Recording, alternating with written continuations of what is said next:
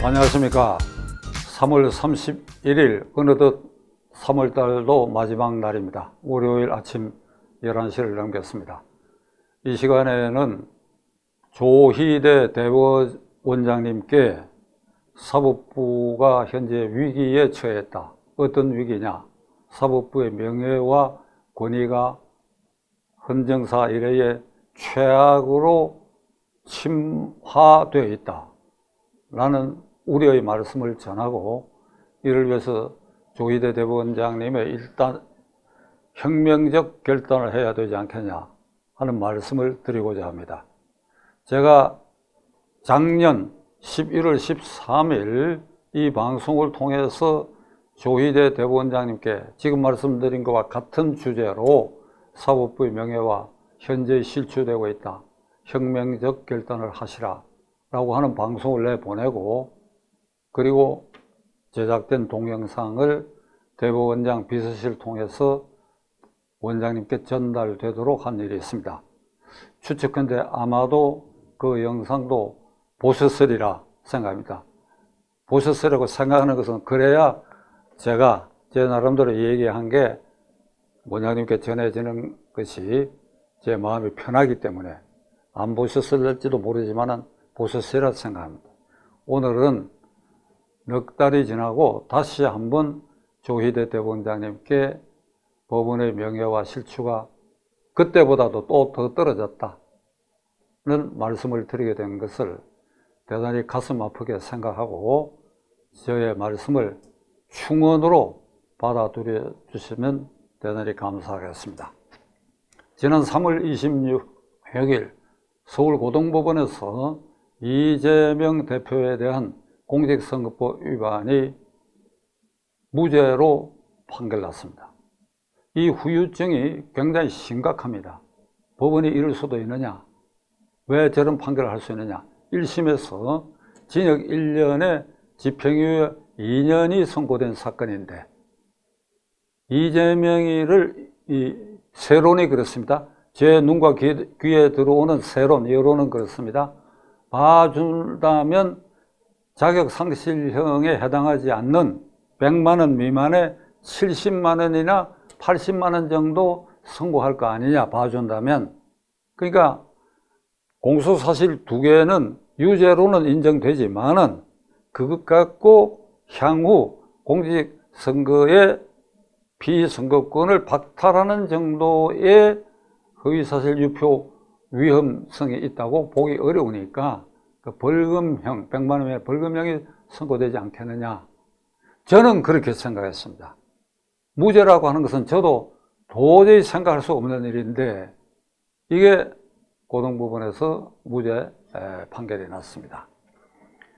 원장님께서도 이게 여론이 어떻다 하는 거 여러 갈래로 보고를 받고 계시라고 생각합니다. 이게 두 가지 범죄 사실. 하나는 김문기라는 사람을 모른다.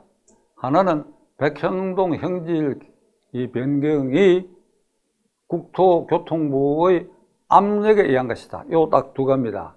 그러니까 김문기 씨를 모른다. 김문기 씨가 지금 사실 전국적 인물이 되고 말았습니다. 이재명 관련 재판을 통해 가지고 김문기를 모른다.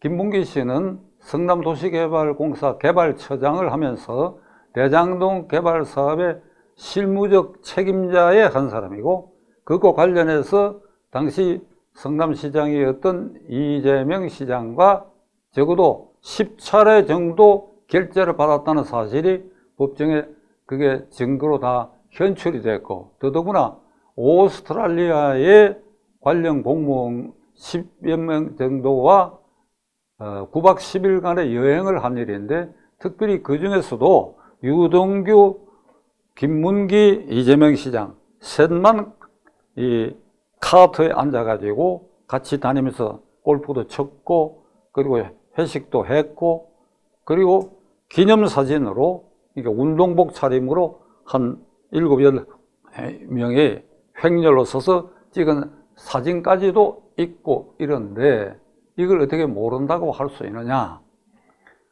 이재명 피고인은 1심에서 이런 얘기를 했습니다. 나는 안면인식 장애가 있다. 많은 사람을 접하다 보니까 한두 번 보거나 이래 갖고는 그 사람을 내가 정확하게 그 사람의 얼굴을 기억하고 이름을 기억하기 어렵다. 성남시장으로서 내 휘하에 300명 이상의 동급의 김문기와 동급의 직원이 있는데 내가 특별히 김문기를 이렇게 딱 찍어서 알기 어려웠다. 안면인식 장애가 있다. 이런 말을 했는데 아마 고등법원에서도 그러한 그 자료를 증거의 일부 또는 심정 형성에 그걸 이용했으라고 봅니다.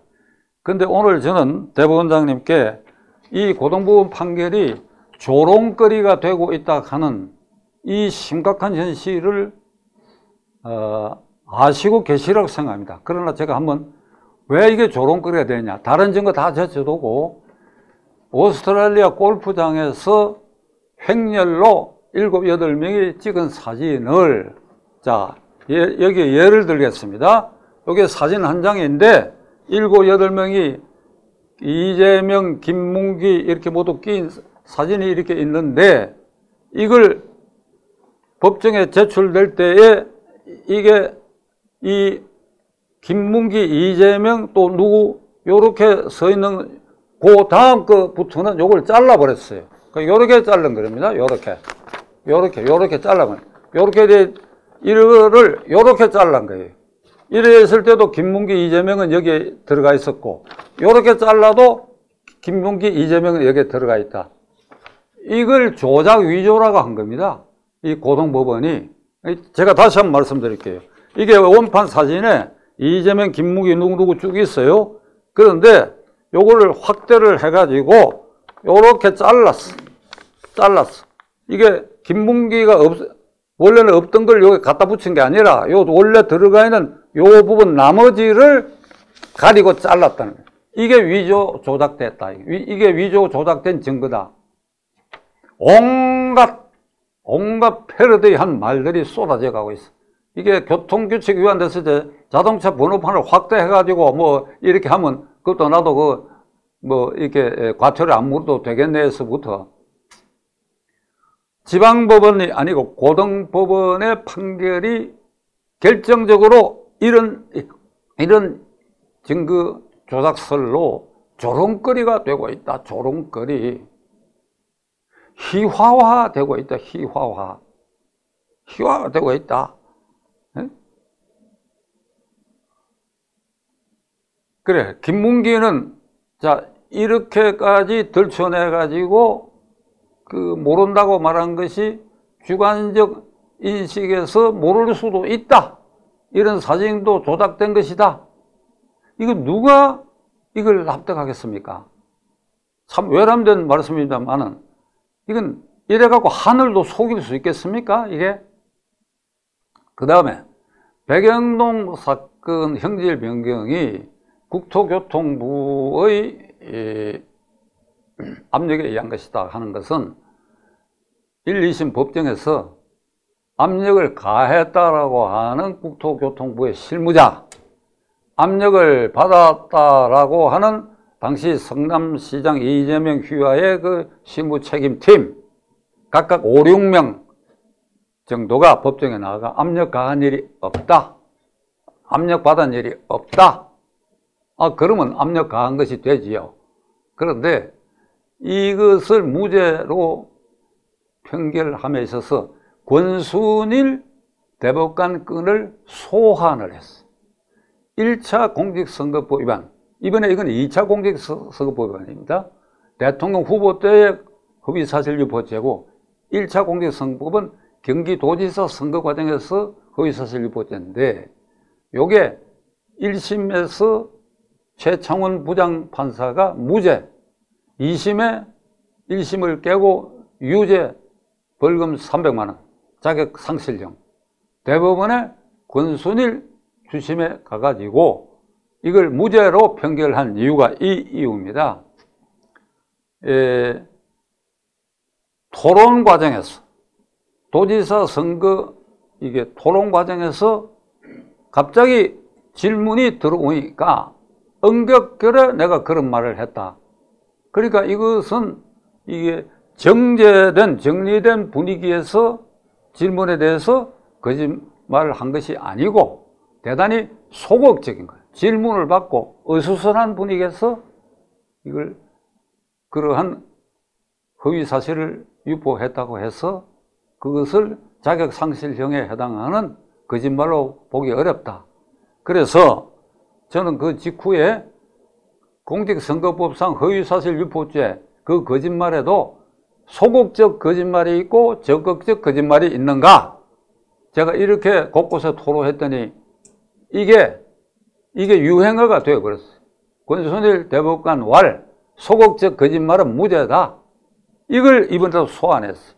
백영동 형질 변경에 대해서 국토교통부의 압력이 없었다라고 하는 것은 그것도 토론 과정에서 어수선한 분위기에서 그렇게 얘기했고 그것은 본인의 주관적 인식이 그럴 수도 있다. 이런 이유입니다. 어수선한 분위기에서 얘기한 게 아닙니다. 대통령 후보로서 선서한 국정감사장 경기도지사로 마지막 판에 거기서 정제된 분위기에서 정제된 질문에 정제된 답변으로 압력받은 사실이 없다고 했어요. 이걸 어떻게 권순일의 그 판결이 그게 지상지구의 하급법원을 기소한다 하더라도 그걸 하필이면 거기에 어떻게 끌어다 쓰느냐 하는 게 첫째고, 둘째로는 이 사건 핵심에는 김인섭이라는 자가 이재명 피고인이 성남시장 선거 때에 총괄본부장을 하고 이 피고인보다 나이가 좀 많은 김인섭이라고 하는 최측근이 백행동 개발 시행사에 이사로 영입돼 가지고 5개월 만에 4단계 형질 변경에 하여서 건축이 가능한 형질 변경을 이루어냈다. 그 김인섭은 어떻게 되느냐?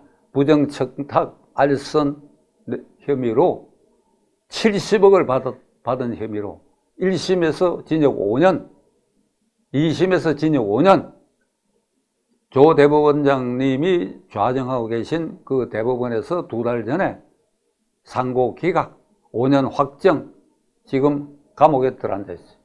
이걸 고등법원의 부장판사들은 이걸 아예 눈 감아 버렸다. 자, 이게 지난주 3월 26일에 서울고등법원에서 이 공직선거법 무죄 선고 이후에 일어난 파동, 이건 쉽게 잠재울 수 저는 절대 없다고 생각합니다. 이게 법원의 명예와 권위를 얼마나 실추시키고 있다. 일부 법관에 의한 일부 판결이긴 하지만은 이게 사법부 전체에 미치는 심각한 영향은 저 예상보다도 훨씬 더 높고 깊고 아마도 조 대법원장님의 판단보다도 훨씬 더 이게 사법부에 대한 충격이 크리라고 저는 감히 말씀드리지 않을 수가 없습니다. 이재명 앞에만 가면 이런 식으로 사법 기능이 멈춰선다. 이재명 앞에만 가면 그가 피고인이나 피의자 된 사건에 대해서는 예외 없이 무죄가 되거나 영장이 기각된다.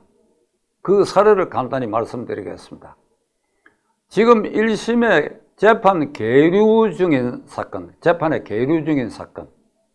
사건을 빼고는 현재 1심 판결 난 거, 이번에 고등법원에서처럼 2심 판결 난 거, 요게 그리고 영장 기각된 게 총 4건이 있는데, 하나는 3월 26일에 있었던 고등법원 판결, 그런 이제 세론의 평가를 받고 있고, 두 번째로 위정교사 사건 1심에서 이게 무죄 선고가 됐어요. 간단히 말씀드리겠습니다. 위정을 교사한 이재명, 그 교사를 받고 그 시키는 대로 법정에서 위정한 사람, 이 사람은 유죄로 인정하고 위정을 교사한 이재명은 무죄가 된 사건이에요. 짝이 맞질 않아. 온갖 사술로 농간하는 말을 판결문에 써놓은 것 같은데 이거 절대 국민이 믿지 않습니다. 어째서 거짓말하라고 시킨 자는 무죄가 되고 그 말대로 위정한 사람은 유죄가 되는, 이런 하늘과 땅이 거꾸로 되는 이런 일이 있겠어요? 무슨 이유를 갖다 붙여도 그건 절대 납득할 수 없어요. 이런 얘기입니다. 판결문에는 본인은 그렇게 말했지만은 여기가 꼭 내가 말한 그것이 위정교사라고 하는 인식이 없었다. 이렇게 되면 대부분의 형사사건 다 무죄 판결해야 됩니다. 뭐 강도 현장이나 폭행 현장에 사진이 찍혀가 현행범이 아닌다면은 말로 하는 건 다 빠져나오게 만들 수가 있어요. 이 판결을 두고 세론이 어떤지 아십니까? 법원은 남자를 여자로, 여자를 남자로도 바꿀 수 있는 판결을 할 사람들이 일부 법관들이다. 이런 세론이 퍼져나가기 시작했어요. 그 다음에 앞에 약간 언급했던 1차 공직선거법 위반 사건 1심에서 최창훈 부장판사가 무죄하고 2심에서 이걸 깨고 유죄하고 권순일 대법관이 무죄 판결로 이게 무죄로 확정된 그 사건에 1심 부장판사 최창훈 부장판사에게 대장동 게이트의 몸통인 김만배라는 자가 재판받고 있죠. 보석으로 딸락날락하고 있는데 무슨 재주를 부렸는지 그 사건에 성남도시개발공사 본부장 사장 직무대리를 했던 유동규 씨가, 유동규 씨도 전국적 인물이 되어 있죠. 대법원장님께도 이름을 기억하실 것입니다. 그 사람이 작년 10월 달에 이 법정에 나와가지고 대장동 사건의, 김만배 사건의 이 증인으로 나와가 선서하고 증언하기를 그 1차 공직선거법 위반 1심 최창훈 부장판사가 무죄 판결하도록 끌어내기 위해서 180억을 투자를 했다.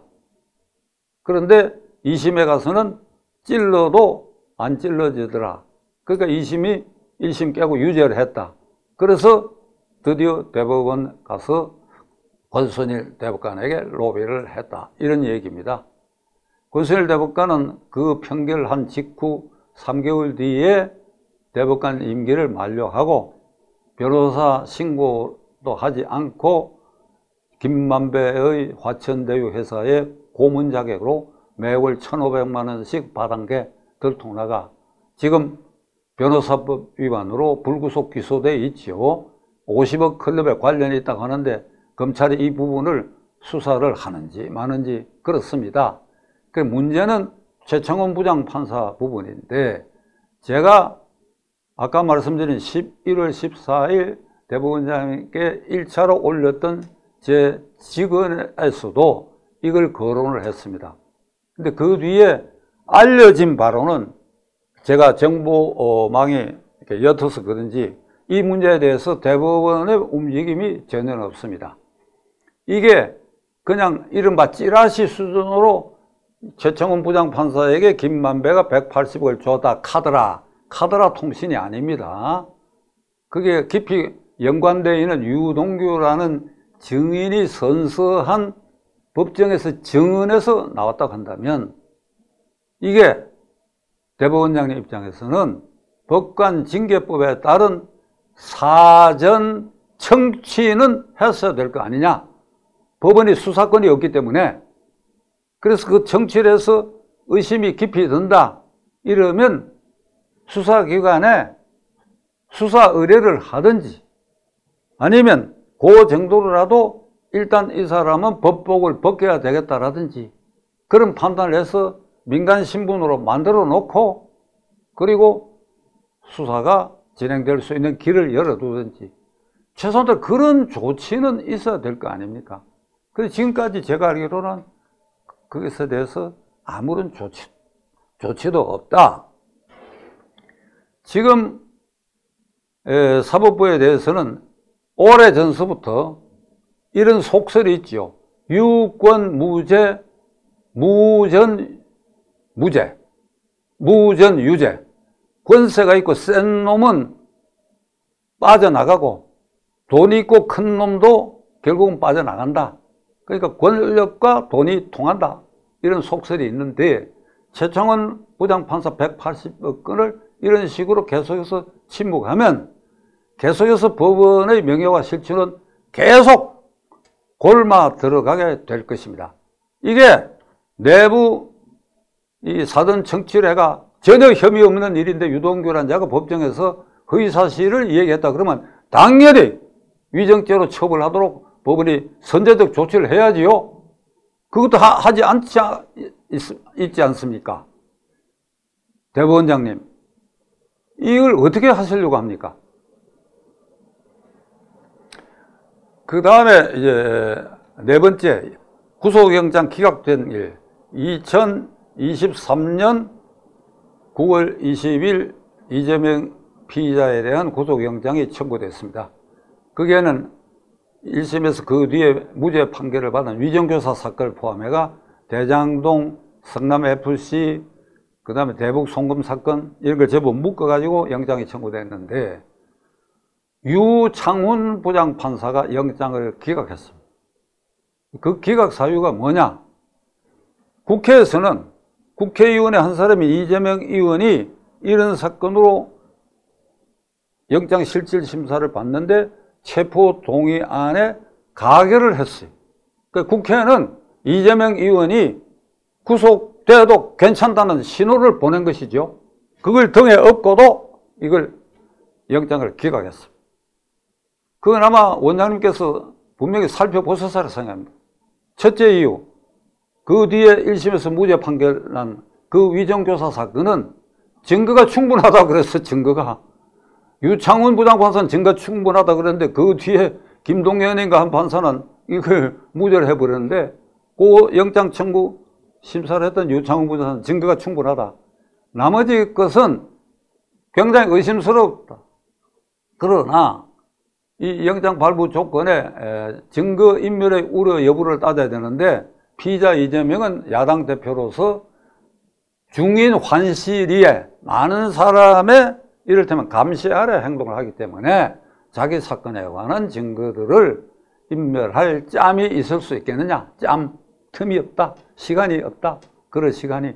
그러니까 증거인멸의 우려가 현저히 낮다. 그래서 영장을 기각한다. 국회가 체포동의안을 동의한 사건을 그런 이유로 영장을 기각했습니다. 저는 형사소송법 영장조항, 조문 안 늘먹이겠습니다. 법관이 영장을 발부할 때는 증거인멸의 우려가 있거나 이런 사유로 영장을 발부할 때는 그게 다음 항에 이게 있죠. 사건이 중대하냐 안 하냐를 참작하라고 되어 있어요. 이 사건 중대한 겁니까 안 한 겁니까 이게. 여기저기 널려있는 사건을 신속히 진행하기 위해서도 그 구속영장 청구 사실에 포함되는 그 범죄 사실과 관련된 줄줄이 엮인 사건의 신속한 처리를 위해서도 그렇고 그 다음에 위정교사를 유죄로 본다고까지 하는 마당에 이걸 구속해갖고 모든 재판을 신속히 해야 되고 그래야 이재명 사법 리스크를 줄여서 법원의 권위를 세우는 계기를 마련했을 텐데 이 영장을 기각했다. 여기도 뒷담화가 많아요. 그러니까 그 뒷담화를 저는 믿지는 않습니다. 그 유창훈 부장판사가 권순일 문재의 대법관하고 모 고등학교 선후배가 아니고 그 권 대법관이 법원 행정처 차장할 때에 그 유창훈 부장판사는 이 재판 연구관으로 있었다. 만일 그때 이재명 구속됐다고 한다면 현재의 정치 판도도 이렇게 되지 않았던 것은 말할 것도 없고 이재명 피의자가 그때 구속됐으면 가장 직격탄을 맞을 사람이 누구냐? 물론 이재명 본인이고 그 다음에는 김만배입니다. 기소됐는데 보석으로 들락날락하는데 결정적으로 이게 이제 대장동 사건이 재판이 신속이 되니까 자기에게 중형이 선고될 그러니까 이재명 몸통이 구속되면 안 된다. 세 번째로 권순일 전 대법관이죠. 이게 구속되면 자기가 50억 클럽에도 관련이 있는 이 혐의까지 신속히 수사될 거 아니냐. 잠깐 이런 이유 등과 기타 쌈생이 기타 또 어떤 조건 이런 게 결부돼 가지고 결국 영장 기각하지 않느냐. 저는 이 영장 기각 도저히 이해할 수가 없습니다. 저와 같은 생각을 구체적으로 아는 사람이 아니라 하더라도 어떻게 국회에서 체포동의안에 가결된 의원을 여러 가지 죄명 범죄 사실이 있는데 이게 어떻게 영장이 기각되느냐. 그래서 지금 4가지 사례를 말씀드렸는데 이게 모든 게 이재명 관계된 판결 결정이 결정적으로 사법부의 기둥을 흔들고 있다. 이재명 앞에 가면 사법 기능이 정지된다는 말이 나올 정도가 되어버렸다. 조대법 원장님, 지금까지 제가 말씀드린 사법부를 우려하는 이 말씀은 저는 법원이 빛나기를 바라는 사람입니다. 3,200명 법관 중에 무슨 우리 법 연구회다, 국제법 연구회다, 그것이 사조직화되어 있다 하는 것, 그건 치욕입니다.